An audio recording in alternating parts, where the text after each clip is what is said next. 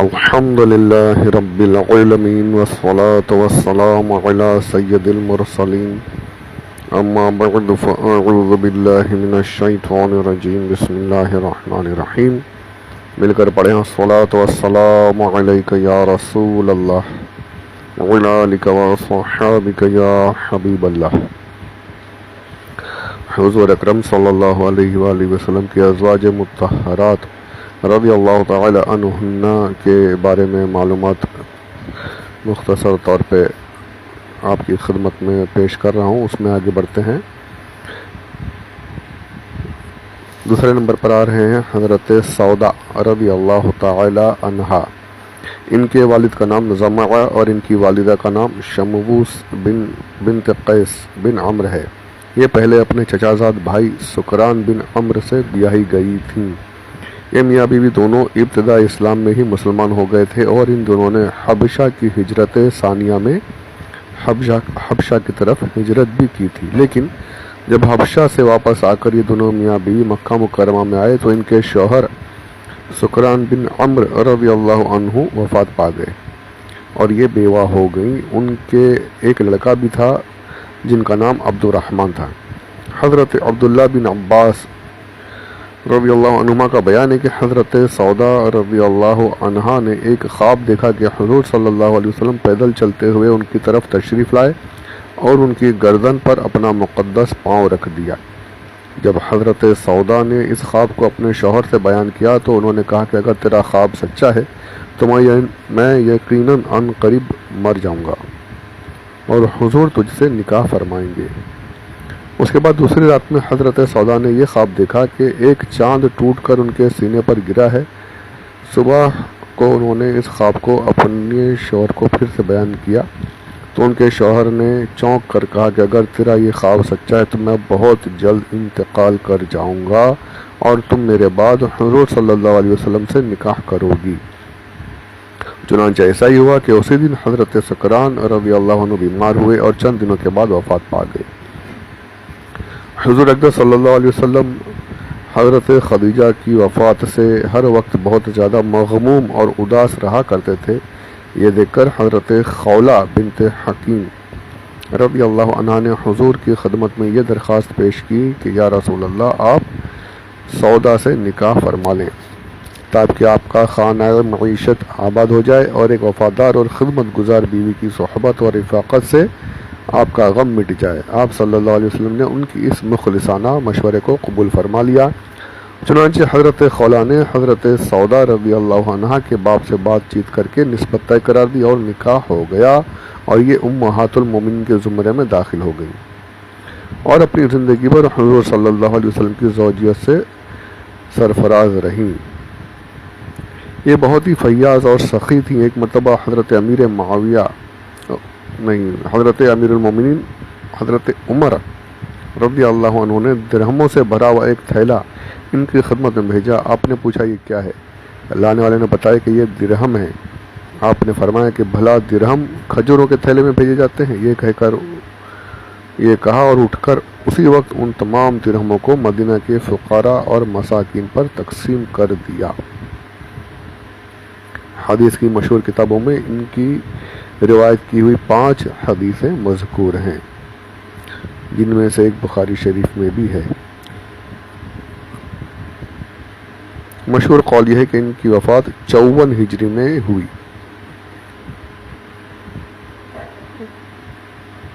اس کے بعد آتی ہیں حضور اکرم صلی اللہ علیہ وسلم کی محبوب ترین زوجہ محترمہ ہماری ماں حضرت عائشہ صدیقہ رضی اللہ تعالی عنہا. یہ امیر المومنین حضرت ابو بکر صدیق کی نور نظر اور دختر نیک اختر ہیں. ان کی والدہ ماجدہ کا نام ام رومان ہے.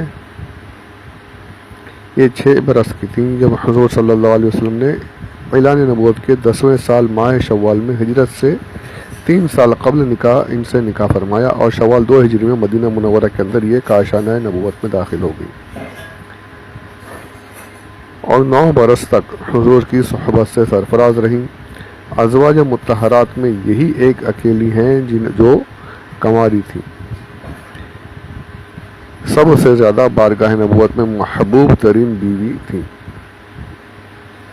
حضور اکرم صلی اللہ علیہ وسلم کا ان کے بارے میں ارشاد ہے کہ کسی بیوی کے لحاف میں میرے اوپر وحی نازل نہیں ہوئی مگر عائشہ جب میرے ساتھ بستر پر سوتی تو اسی حالت میں بھی مجھ پر وحی الہی اترتی رہتی ہے۔ سبحان اللہ، یہ ان کا ایک اسپیشلٹی جسے کہنے کہ اور ازواج مطہرات کے ساتھ حضور اکرم آرام فرما رہے ہیں تب وحی کا نزول کبھی نہیں ہوا، لیکن حضرت عائشہ صدیقہ رضی اللہ تعالی عنہا کے ساتھ میں آپ آرام فرما رہے ہیں اور وحی نازل ہوئی ہے۔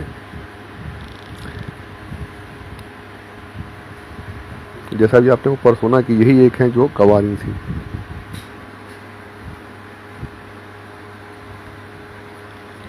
ان کے علاوہ جتنی ازواج مطہرات ہیں وہ یا تو بیوائیں ہیں یا طلاق شدہ ہیں۔ تو اس پر جو ایک بہت بڑا اعتراض کرتے ہیں کہ حضور اکرم صلی اللہ علیہ وسلم معاذ اللہ رب العالمین عورتوں کی طرف مائل تھے، اس لیے زیادہ نکاح فرمائے معاذ اللہ رب العالمین۔ یہ بالکل بے بنیاد اور غلط بات ہے۔ اگر ایسا ہوتا تو حضور کنواری لڑکیوں سے نکاح فرماتے، جبکہ ایسا بالکل نہیں۔ آپ کا پہلا نکاح ہی حضرت خدیجہ سے ہوا جو آپ سے دگنی عمر والی تھی، اور حضور نے جوانی کے عالم میں جو جسے نوجوانی کہتے ہیں اس میں آپ نے نکاح نہیں فرمایا۔ حضرت خدیجہ کے ساتھ ہی رہے، 40 برس کی عمر میں اعلان نبوت فرمایا، اس کے بعد اظہار نبوت فرمایا، اس کے بعد جو ہے حضرت خدیجہ رضی اللہ تعالی عنہا جب تک آپ کے نکاح میں رہی کوئی نکاح نہیں کیا دوسرا، اور پھر بعد میں جو نکاح ہوئے تو وہ ایسا عمر جو ہوتی ہے وہ یہ یعنی کہ اگر انسان کو عورتوں کا شوق ہو تو وہ پہلے جوانی میں کرے، تو یہ بالکل بے بنیاد بات ہے۔ حضور اکرم صلی اللہ علیہ وسلم کے جتنے نکاح ہوئے ہیں وہ سب مشیت الہی اور مصلحتوں پر مبنی تھے۔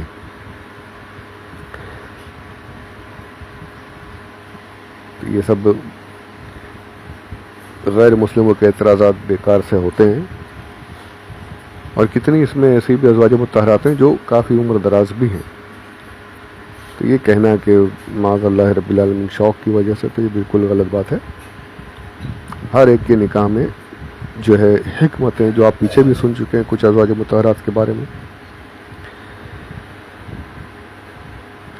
درود پاک پڑھیں، اللہم صلی علی سیدنا مولانا محمد وعلی آل سیدنا مولانا محمد وبارک وسلم صلاۃ و سلاما علیک یا رسول اللہ۔ حضرت عائشہ رضی اللہ عنہا سے حضور اکرم صلی اللہ علیہ وسلم نے فرمایا کہ 3 راتیں میں خواب میں یہ دیکھتا رہا کہ ایک فرشتہ تم کو ایک ریشمی کپڑے میں لپیٹ کر میرے پاس لاتا رہا اور مجھ سے یہ کہتا رہا کہ یہ آپ کی بیوی ہیں۔ جب میں نے تمہارے چہرے سے کپڑا ہٹا کر دیکھا تو ناگہاں وہ تم ہی تھی۔ اس کے بعد میں نے اپنے دل میں کہا کہ اگر یہ خواب اللہ تعالیٰ کی طرف سے ہے تو وہ اس خواب کو پورا کر دکھائے گا۔ یہاں بھی آپ کو ہم کو یہ اشارہ ملا کہ یہ حضور کی طرف سے نہیں، اللہ کی طرف سے ہی سارے نکاح حضور کے ہوئے ہیں، اللہ کے حکم سے ہی ہوئے ہیں۔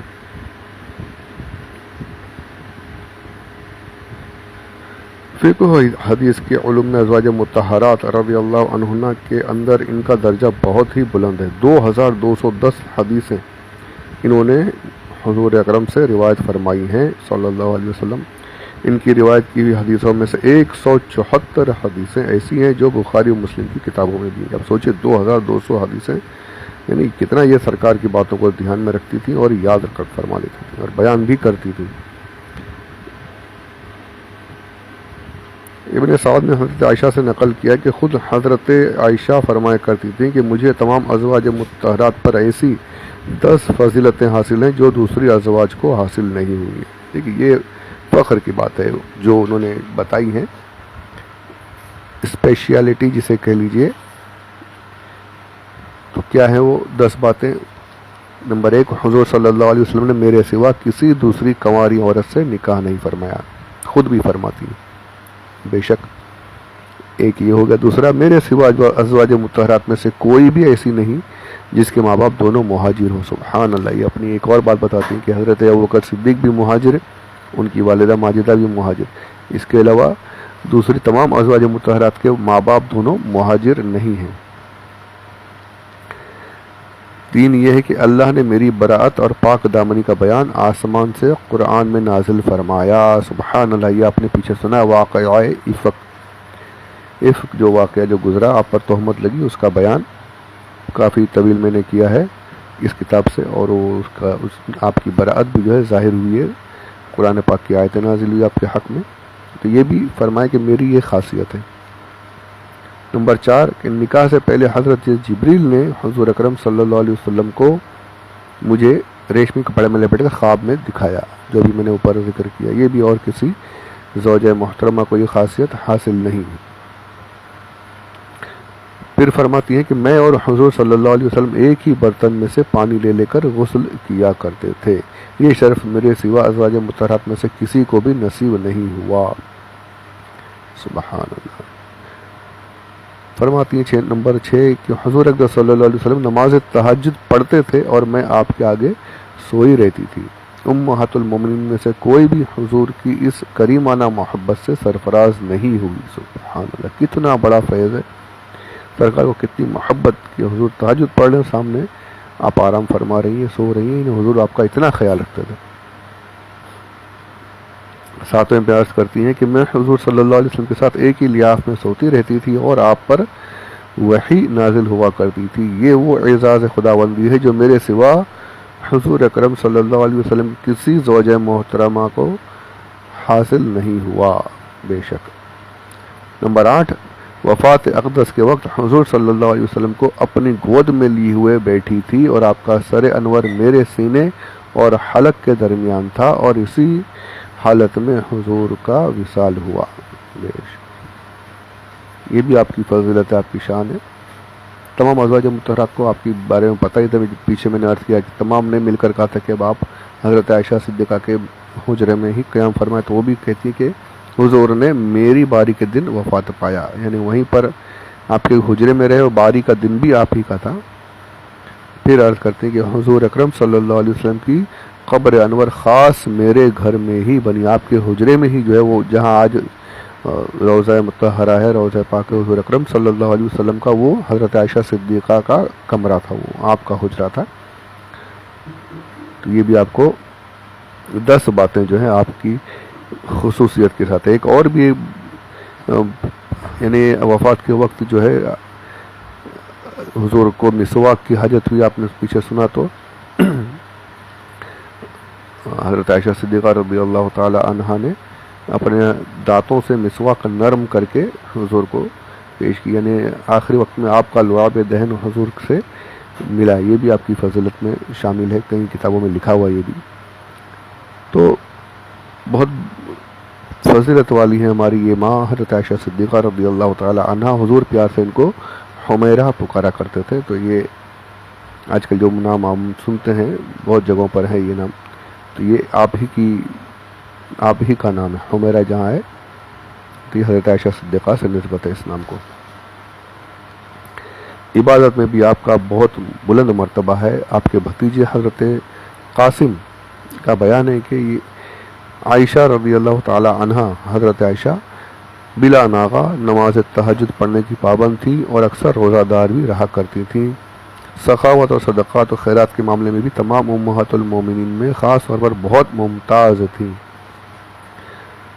ام درہ رضی اللہ عنہا کہتی ہیں کہ میں ایک مرتبہ حضرت عائشہ صدیقہ کے پاس تھی اور اس وقت 1,00,000 درہم کہیں سے آپ کی خدمت میں پیش کیے گئے. اس وقت ان سب درہموں کو لوگوں میں اسی وقت تقسیم کر دیا اور 1 درہم بھی گھر میں باقی نہیں چھوڑا, اور اس دن آپ روزے دار تھیں. میں نے عرض کیا کہ آپ نے سب درہموں کو بانٹ دیا, 1 درہم بھی باقی نہیں رکھا تاکہ آپ گوشت خرید کر اس سے افطار کر لیتی. تو آپ نے کہا کہ اگر تم مجھے پہلے بتا دیتی تو میں شاید 1 درہم سے گوشت کا ٹکڑا منگا لیتی. اتنا صدقات و خیرات صحابہ کرام, ہماری مائیں ازواج مطہرات جو ہیں یہ اس قدر آگے رہتی ہیں. راج صدقہ و خیرات کا تو علمان والحفیظ, اللہ ہی ہم کو ہدایت عطا فرمائے. آمین بجاہ النبی صلی اللہ علیہ وسلم۔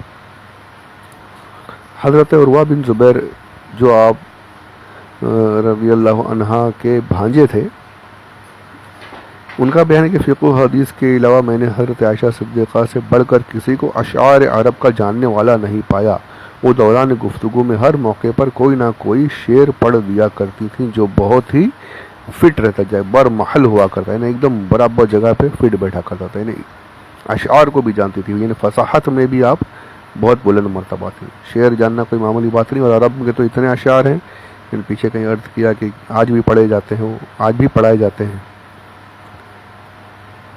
علم طب اور مریضوں کے علاج معالجے میں بھی آپ کافی مہارت رکھتی تھیں۔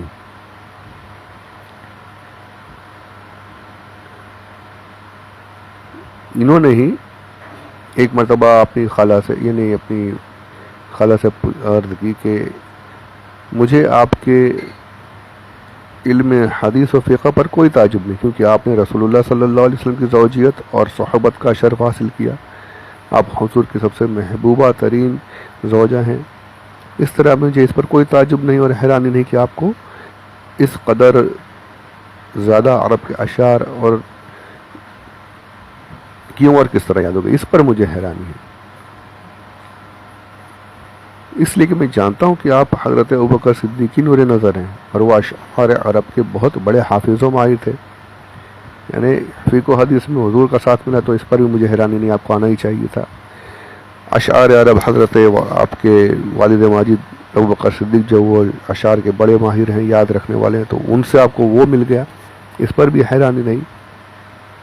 مگر حیرانی اس بات پر ہے کہ آپ کو طبی معلومات اور علاج کی مہارت کہاں سے حاصل ہو گئی۔ یہ سن کر آپ نے ارشاد فرمایا کہ حضور اکرم صلی اللہ علیہ وسلم اپنی آخری عمر شریف میں اکثر علیل ہو جایا کرتے تھے، اور عرب و عجم کے اطباء، یعنی جو علاج کرنے والے تھے، سب آپ کے لیے دوائیں تجویز کرتے تھے، اور میں ان دواؤں سے آپ کا علاج کیا کرتی تھی، اسی لیے مجھے طبی معلومات بھی حاصل ہو گئی۔ بہت سے صحابہ کرام اور تابعین کرام نے آپ سے علم حدیث فقہ حاصل کیا ہے، آپ سے بہت سی حدیثیں نقل ہیں۔ 17 رمضان 57 یا 58 ہجری میں مدینہ منورہ کے اندر آپ نے وصال فرمایا۔ حضرت ابو ہریرہ نے آپ کی نماز جنازہ پڑھائی، آپ کی وصیت کے مطابق رات میں لوگوں نے آپ کو جنت البقیع کے قبرستان میں دوسری ازواج مطہرات رضی اللہ عنہن کی قبروں کے پہلو میں دفن کیا۔ تو یہ جو ہے آج حضرت عائشہ صدیقہ رضی اللہ تعالی عنہا کا بیان بھی مختصر طور پر میں نے عرض کر دیا۔ اس کے بعد جو ہے حضرت حفصہ کا بیان رہے گا، انشاءاللہ وہ اگلے آڈیو میں سماعت کریں گے۔ اللہ تبارک و تعالی سن کر یاد رکھنے اور عمل کرنے کی آپ کو اور مجھے بھی توفیق رفیق عطا فرمائے، آمین بجاہ النبی الامین صلی اللہ علیہ وسلم۔ وما علینا الا البلاغ المبین۔